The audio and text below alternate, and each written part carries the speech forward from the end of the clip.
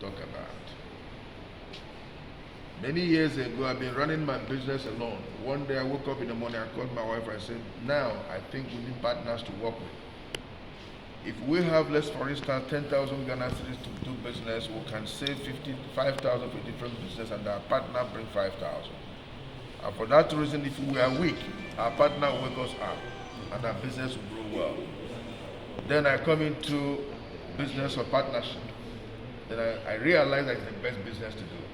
And now traditionally, Your Majesty, have given us a partnership. You have given us hand of working together. And these are three communities together. Your Majesty, I assure you, on behalf of my people, that we must work with you. Whether rain, whether sun, whether night. At any time you call upon me, Your Majesty, no matter the distance from Accra, you will see me here. I so much appreciate, and I thank you so much for accepting my son that I brought before you this morning. It takes a king, a wise consultation with the gods before such a thing will take place. But within less than 1 hour, the Spirit of God communicated with you to make it down. Your Majesty, I assure you that with him, he will make sure that my people in your community, in your region here, is at peace.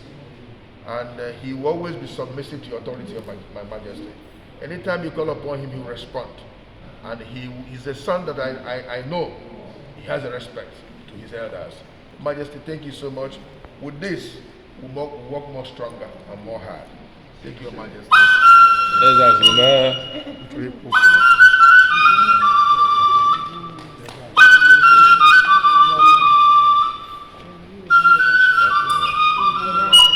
Son, a word of caution.